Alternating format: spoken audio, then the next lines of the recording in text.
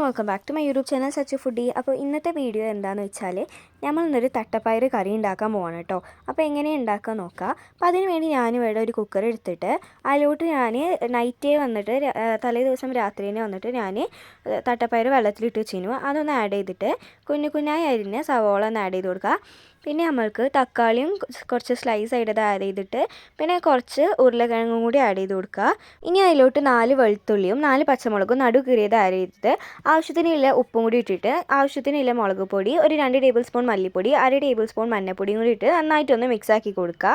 എന്നിട്ട് നന്നായിട്ടൊന്ന് മിക്സാക്കി കൊടുത്തതിന് ശേഷം നമ്മൾക്ക് വന്നിട്ട് വേവിച്ചെടുക്കാം കേട്ടോ.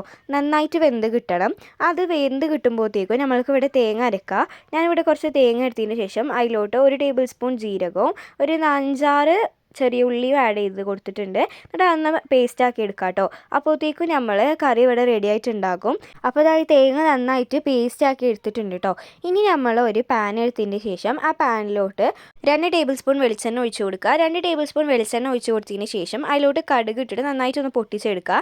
എന്നിട്ട് നമ്മൾക്ക് കുറച്ച് കുഞ്ഞായി അരിഞ്ഞ ചെറിയ ഉള്ളി നമ്മൾക്ക് ആഡ് ചെയ്തിട്ട് അതിലേക്ക് ഇത്തിരി ഒരു 2 വറ്റൽമുളക് നടു കീറിയതും കുറച്ച് കരിവേപ്പിൻ്റെ ഇല ഇട്ടിട്ട് നന്നായിട്ടൊന്ന് വഴറ്റി കൊടുക്കുക. എന്നിട്ട് നമ്മൾ നേരത്തെ പേസ്റ്റാക്കി വെച്ചിട്ട് ആ തേങ്ങൻ്റെ മിക്സ് വന്നിട്ട് ഇതിലോട്ട് ഒഴിച്ച് കൊടുത്ത് ജസ്റ്റ് ഒന്ന് മിക്സാക്കി കൊടുക്കുക കേട്ടോ.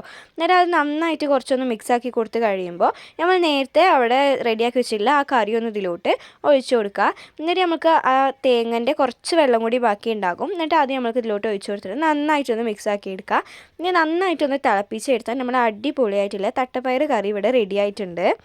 സിമ്പിളായിട്ടുള്ള റെസിപ്പിയാണ്, നമ്മൾക്ക് വേഗം ഉണ്ടാക്കാൻ പറ്റും കേട്ടോ. അപ്പോൾ എല്ലാവരും ട്രൈ ആക്കി നോക്കുന്നുണ്ട്. കമൻറ്റിലൂടെ ഫീഡ്ബാക്ക് അറിയിക്കുക. അപ്പോൾ വീഡിയോ ഇഷ്ടപ്പെട്ടാൽ ലൈക്ക്, ഷെയർ ആൻഡ് സബ്സ്ക്രൈബ്. അപ്പോൾ വീണ്ടും ഒരു പുതിയ വീഡിയോ ആയിട്ട് കാണുന്നവരെ ബൈ.